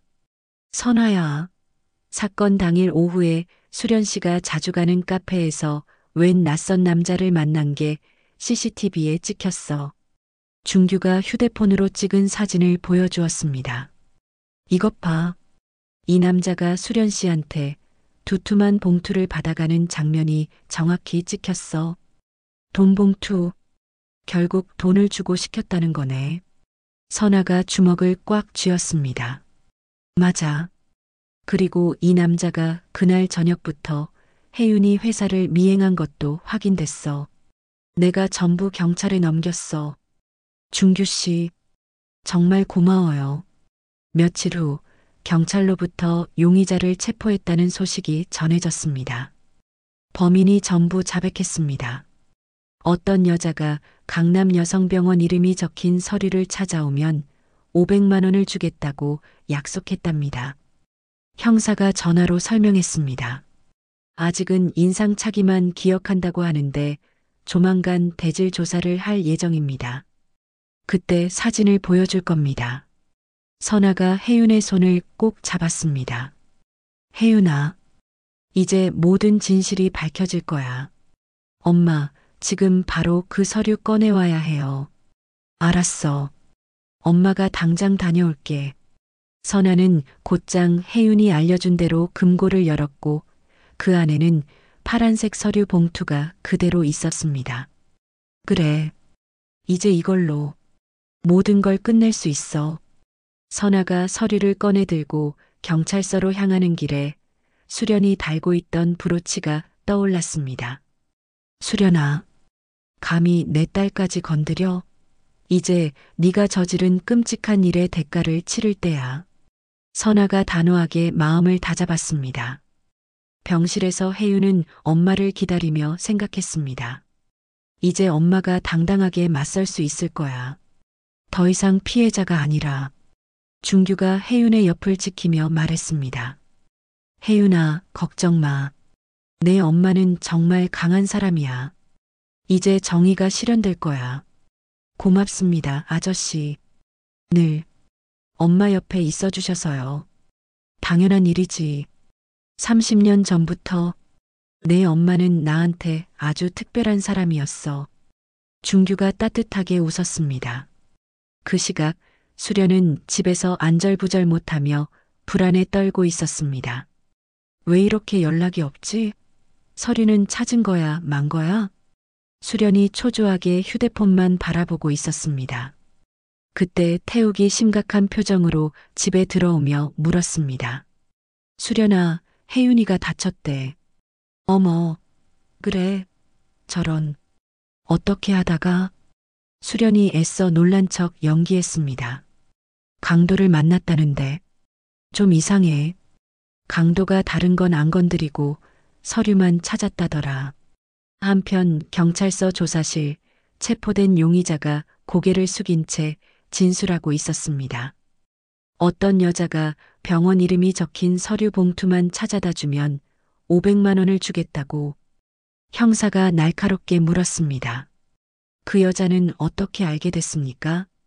제가 원래 심부름센터 일을 좀 하는데 그 여자가 사무실로 직접 찾아왔어요. 얼굴을 정확히 기억합니까?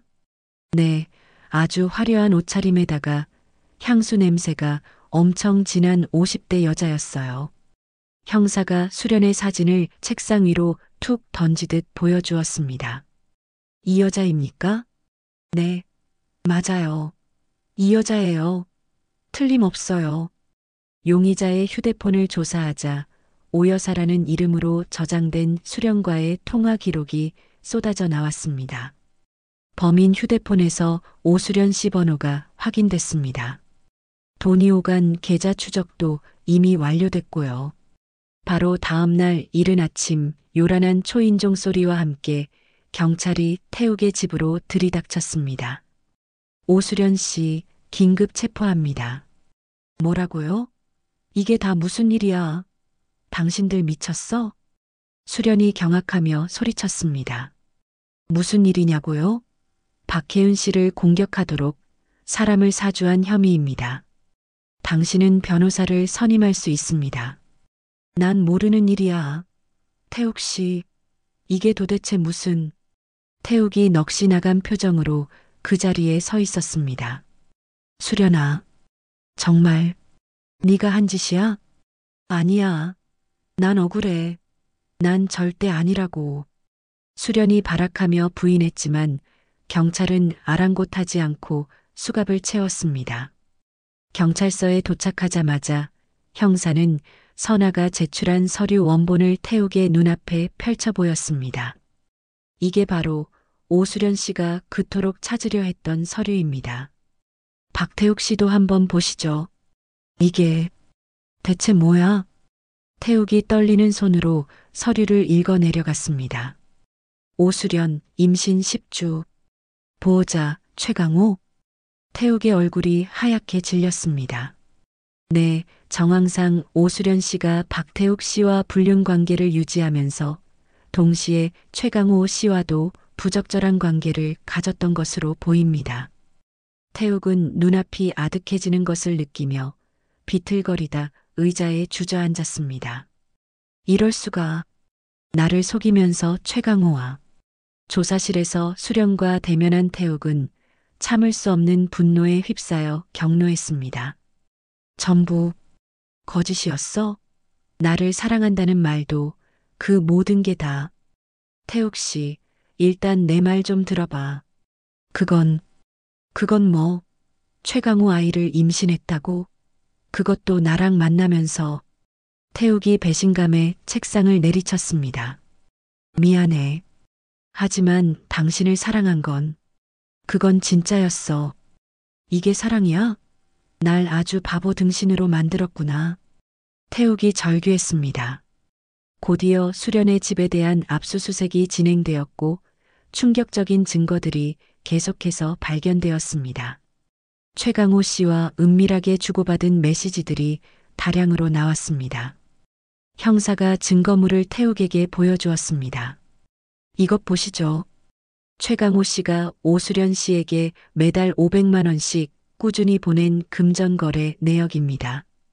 뭐, 돈까지 받았다고? 태욱이 더 큰 충격을 받았습니다. 박태욱 씨도 당분간 출국 금지입니다. 사기 이혼 혐의로 조사받으셔야 합니다. 사기, 이혼이라니. 전 부인 김선아 씨가 정식으로 고소장을 제출했습니다.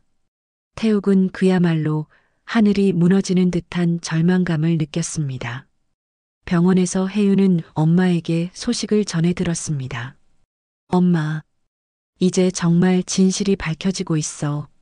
그래, 혜윤아. 이제야 정의가 실현될 거야. 선아가 딸의 손을 꼭 잡았습니다. 수련 이모가 어떻게 그런 짓까지 할 수 있었는지 정말 믿기지 않아. 사람은 겉만 봐서는 모르는 거야. 엄마도 20년이란 세월을 깜빡 속았으니까. 그때 준규가 병실로 들어왔습니다. 선아야, 방금 뉴스 나왔어. 오수련 씨가 구속됐대. 박태욱 씨도 공범으로 계속 조사받고 있고. 드디어 선아가 그제야 안도의 한숨을 쉬었습니다. 한 달 후 드디어 법정에서 재판이 열렸습니다. 증인 김선아 씨, 증언석으로 나와 주십시오. 선아가 흔들림 없는 당당한 걸음으로 증언석에 섰습니다. 검사가 질문하자 선아는 차분하게 그날의 진실을 설명하기 시작했습니다. 박태욱 씨는 제게 사업비 때문에 집이 경매로 넘어갈 위기라며 재산을 지키려면 서류상으로만 이혼해야 한다고 했습니다. 저는 30년간 함께한 남편을 믿고 도장을 찍어 주었습니다. 선아가 차분하지만 힘 있는 목소리로 설명했습니다. 그런데 3일 후 태욱 씨는 제 가장 친한 친구였던 오수련과 보란 듯이 재혼했습니다. 모든 게 저를 속이기 위한 계획된 거짓말이었던 겁니다. 검사가 다음 질문을 이어갔습니다. 재산은 어떻게 되었습니까? 30년간 피땀 흘려 함께 일궈온 재산을 모두 빼앗겼습니다. 심지어 돌아가신 저희 어머니의 유품인 브로치까지. 선아가 피고인석에 앉은 수련을 똑똑히 가리켰습니다. 바로 저기 피고인 오수련이 제가 가장 아끼던 어머니 유품을 버젓이 달고 다녔습니다. 수련은 방청객들의 시선이 따가운 듯 고개를 숙였습니다. 저는 상담 심리학을 공부하면서 깨달았습니다. 저와 같이 억울한 피해자가 더 이상 나오지 않으려면 저 가해자들이 반드시 정당한 처벌을 받아야만 한다는 것을요. 상담 심리학을 공부한 선아의 논리 정연한 증언에 방청객들도 고개를 끄덕였습니다. 태욱의 변호인이 반대 신문을 시작했습니다. 증인, 결국 서류 내용을 제대로 읽지도 않고 덜컥 도장을 찍은 것 아닙니까? 저는 제 남편을 믿었습니다. 30년을 함께 산 남편이 저를 속일 거라고는 꿈에도 상상하지 못했습니다. 그건 명백히 증인의 부주의 아닙니까? 아닙니다. 그건 부주의가 아니라 신뢰를 악용한 명백한 사기입니다. 태욱 씨는 제가 고졸이라 법 같은 건 아무것도 모를 거라고 무시했겠지만 이제는 다릅니다. 선아가 단호하게 대답했습니다. 이어서 수련에 대한 신문이 이어졌습니다. 피고인 오수련, 최강호 씨와의 관계를 설명하십시오. 저는 그저 그 사람과는. 수련이 당황하며 말을 더듬었습니다. 임신 중절 기록이 여기 증거로 있습니다. 인정하십니까? 수련은 아무 말도 하지 못했습니다. 박태욱 씨와 불륜 관계를 유지하면서 동시에 최강호 씨와도 부적절한 관계를 가졌습니까? 인정합니다. 수련이 모기만 한 목소리로 대답했습니다. 이어서 모든 것을 잃은 태욱이 증인석에 섰습니다. 저는 두 사람에게 완전히 속았습니다. 수련을 믿고 선아와 이혼까지 했는데 태욱의 목소리가 비참하게 떨렸습니다. 선아에게 정말 미안합니다.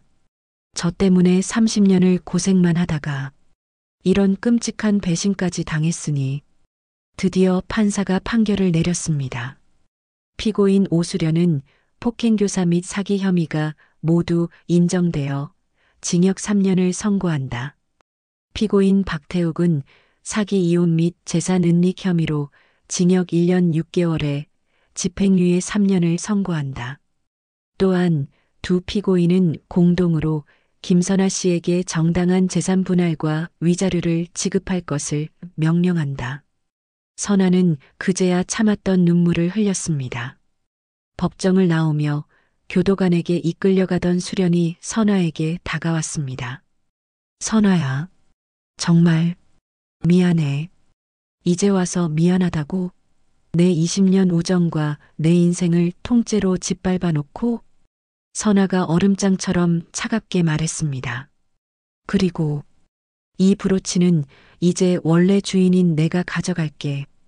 선아가 수련의 옷깃에 달린 브로치를 거칠게 떼어냈습니다. 우리 엄마가 하늘에서 다 지켜보셨을 거야. 정의는 늦게라도 반드시 온다는 걸. 그때 태욱이 선아 앞에 섰습니다. 선아야, 여보, 정말 미안하네. 내가 돌이킬 수 없는 잘못을. 태욱 씨, 우린 이제 완벽한 남이에요. 더 이상 부르지 말아요. 각자 갈 길 갑시다. 선아가 단호하게 말하고는 뒤도 돌아보지 않고 돌아섰습니다. 병원에서 혜윤은 TV로 재판 결과를 뉴스로 보고 있었습니다. 엄마가 이겼어. 드디어. 혜윤이 안도의 미소를 지었습니다. 준규가 선아와 함께 병실로 들어왔습니다. 혜윤아, 다 끝났어.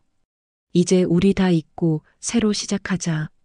선아가 딸을 따뜻하게 안으며 말했습니다. 엄마, 브로치 되찾았어? 응, 여기 있어. 이제야.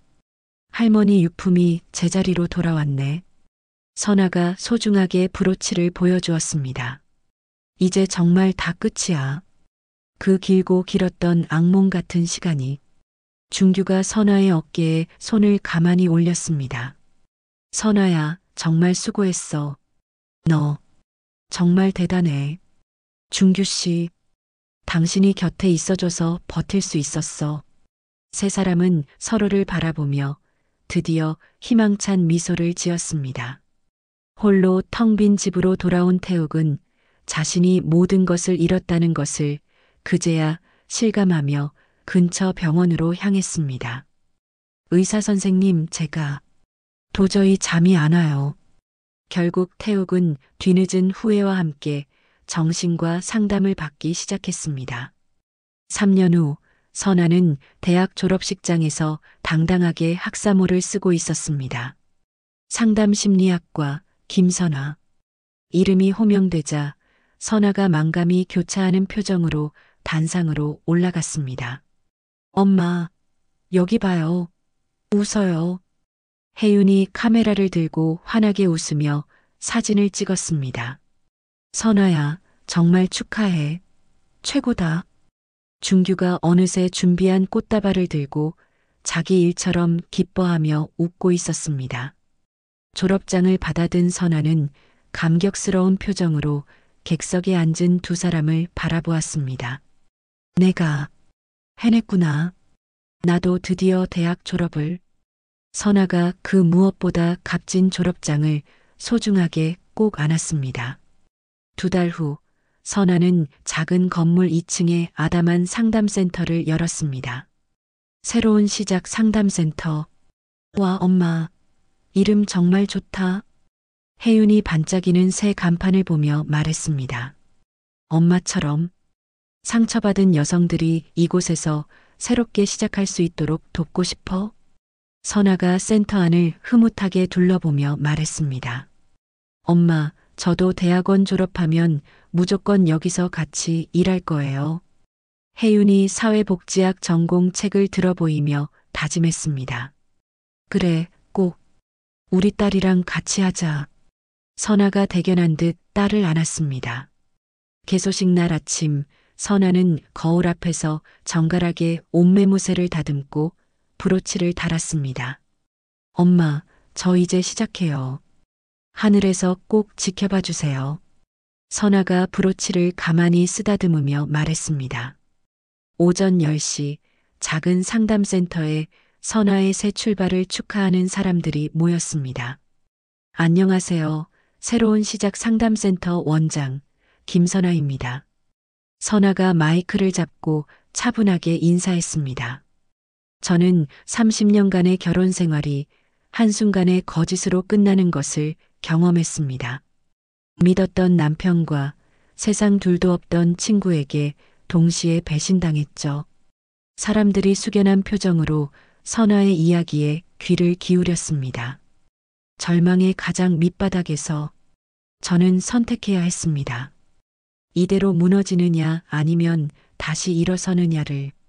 선아가 가슴에 달린 브로치를 만지며 말을 이었습니다.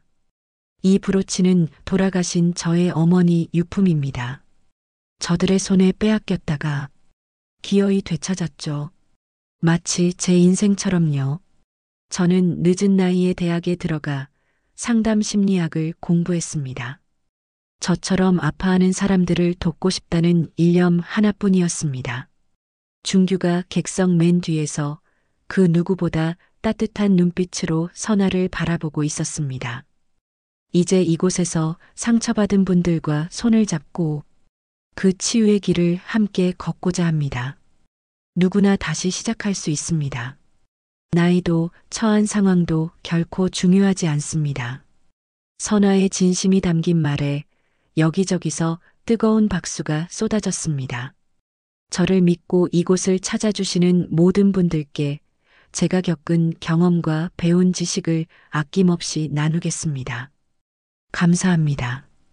선아가 고개 숙여 인사를 마치자 우레와 같은 박수 소리가 센터 안을 가득 채웠습니다. 개소식이 끝난 후 한 중년 여성이 망설이다가 선아에게 다가왔습니다. 선생님, 저도 선생님처럼 남편에게 배신당했어요. 여성의 눈에 금세 눈물이 고였습니다. 아, 얼마나 많이 힘드셨어요. 제가 꼭 도와드릴게요. 선아가 다른 어떤 말보다 먼저 여성의 손을 따뜻하게 잡았습니다. 저도 정말 다시 시작할 수 있을까요? 네, 그럼요. 당연히 할 수 있어요. 바로 제가 그 증명이잖아요. 선아가 세상에서 가장 따뜻한 미소를 지었습니다. 일주일 후 선아의 첫 번째 정식 상담이 시작되었습니다. 박정숙 씨, 여기서는 아무 걱정 마시고 편하게 말씀해 주세요. 선아가 따뜻한 차를 건네며 내담자를 맞이했습니다. 선생님, 저는 25년을 남편 하나만 보고 살았는데 남편이 바람을 피웠어요. 정숙 씨가 결국 참았던 울음을 터뜨렸습니다. 그것도 제 친동생이랑요. 정말 힘드셨겠네요. 세상에서 가장 믿었던 두 사람에게 동시에 배신당하셨으니 선아가 깊이 공감하며 묵묵히 들어주었습니다. 이제 어떻게 살아야 할지 정말 하나도 모르겠어요. 저도 그랬어요. 저도 똑같이 그 심정이었어요. 하지만 정숙 씨, 지금의 저를 보세요. 저는 이렇게 여기 있잖아요. 선아가 자신의 뼈아픈 이야기를 솔직하게 들려주었습니다. 우선은 정숙 씨의 경제적 자립이 가장 중요해요. 그리고 당장 법적인 조언도 받으셔야 하고요. 제가 과연 할 수 있을까요? 당연하죠.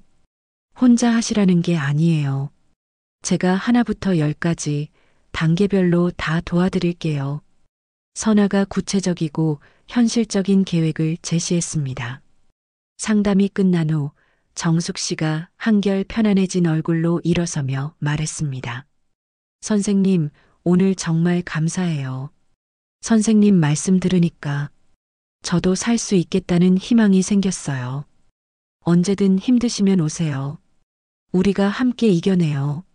선아가 정숙 씨의 뒷모습이 사라질 때까지 따뜻하게 배웅했습니다. 어느덧 완연한 봄날 오후 상담센터 앞 벚꽃나무가 눈부시게 만개했습니다. 와, 엄마, 정말 예쁘다. 혜윤이 창밖을 보며 감탄했습니다. 날도 좋은데 우리 사진이나 찍을까? 준규가 어느새 카메라를 들고 나타났습니다. 선아야, 어서 여기 서봐. 세 사람이 활짝 핀 벚꽃나무 아래 나란히 섰습니다. 자, 찍는다. 하나, 둘, 셋. 찰칵 세 사람의 행복한 웃음소리가 사진 속에 담겼습니다. 엄마, 요즘 정말 행복해 보여요. 혜윤이 엄마의 얼굴을 가만히 바라보며 말했습니다. 응, 정말 행복해. 이제야 진짜 행복이 뭔지 조금 알 것 같아. 선아가 눈부신 벚꽃을 올려다보며 미소 지었습니다. 돈이나 지위가 아니라 이렇게 내가 누군가에게 도움이 되고 또 사랑하는 사람들과 함께 웃을 수 있는 것. 그게 진짜 행복이었구나. 준규가 그런 선아의 손을 가만히 잡았습니다. 선아야, 앞으로도 내가 쭉 함께 할게. 고마워요, 준규 씨. 두 사람이 세월을 뛰어넘어 따뜻한 미소를 나누었습니다. 엄마, 혹시 아빠 소식 들었어요? 혜윤이 조심스럽게 물었습니다. 태욱 씨는 왜? 얼마 전에 작은 회사 다시 시작했대요. 그리고 수련 이모는 출소하고 나서 아예 지방으로 내려가서 조용히 산다고 하더라고요. 그래, 다행이네. 각자의 자리에서 각자의 길을 가는 거지. 선아가 놀라울 만큼 담담하게 말했습니다. 이제는 미운 마음도 없어. 오히려 고마운 마음도 들어. 네, 고맙다고요? 혜윤이 놀라서 물었습니다. 응, 그들이 아니었다면 내가 진짜 나를 찾을 수 있었을까? 아마 평생 모르고 살았을 거야. 선아가 가슴에 달린 브로치를 만졌습니다. 저녁 무렵 상담센터 사무실에서 선아는 정성스럽게 상담 일지를 쓰고 있었습니다. 엄마, 오늘도 두 분이나 새로 예약하셨어요. 혜윤이 스케줄표를 확인하며 말했습니다. 그래, 점점 입소문이 나는 것 같네. 그야 엄마가 이렇게 진심으로 상담하니까 다들 알아보는 거죠. 그때 준규가 향긋한 커피를 들고 사무실로 들어왔습니다. 아직도 안 끝났어? 야근하는 거야? 아니, 이제 막 마무리하려고. 선아가 만족스러운 얼굴로 일지를 덮었습니다. 오늘 저녁은 내가 살게. 다들 맛있는 거 먹으러 가자. 축하할 일이 있어. 준규가 기분 좋게 웃으며 말했습니다. 무슨 축하요? 선아가 드디어 진짜 선아로 당당하게 사는 것. 그거 매일 축하해야지. 세 사람이 환하게 웃으며 센터를 나섰습니다. 기분 좋은 봄바람에 벚꽃잎이 눈처럼 흩날렸습니다. 선아는 잠시 걸음을 멈추고 하늘을 올려다보며 생각했습니다. 엄마, 저 이제 정말 행복해요. 이제야 진짜 내 인생을 살고 있어요. 어머니의 유품인 브로치가 저녁 석양빛에 유난히 따뜻하게 반짝였습니다. 새로운 시작, 그리고 진정한 행복. 선아는 이제야 비로소 자기 인생의 온전한 주인공이 되었습니다. 김선아의 이야기는 여기서 끝이 아닙니다. 오히려 진짜 시작이죠. 30년이라는 긴 세월을 남편과 시부모를 위해 살았던 선아. 가장 믿었던 남편과 친구의 배신으로 모든 것을 잃었지만 그녀는 무너지지 않았습니다. 오히려 그 아픔을 딛고 일어나 진정한 자신을 찾았습니다. 고졸학력 콤플렉스를 극복하고 대학에 진학했고 상담심리 전문가가 되어 자신과 같은 상처를 가진 사람들을 돕는 삶을 살게 되었습니다. 복수가 아닌 성장을 선택한 것이죠. 이 이야기는 우리 주변에서 흔히 볼 수 있는 평범한 여성의 이야기입니다. 누군가의 아내, 엄마, 며느리로만 살다가 자신을 잃어버린 수많은 여성들의 이야기이기도 합니다. 하지만 선아가 보여준 것처럼 언제든 다시 시작할 수 있습니다. 나이는 숫자에 불과하고 상황은 변할 수 있습니다. 중요한 것은 포기하지 않는 용기와 자신을 사랑하는 마음입니다. 혹시 지금 힘든 시간을 보내고 계신가요? 선아의 이야기가 작은 위로와 희망이 되길 바랍니다. 어둠이 깊을수록 새벽은 가까이 있다고 하죠. 여러분의 새로운 시작을 응원합니다. 이야기를 끝까지 들어주신 분이 계시다면 잘 들었다고 댓글 하나만 남겨주세요. 감사합니다.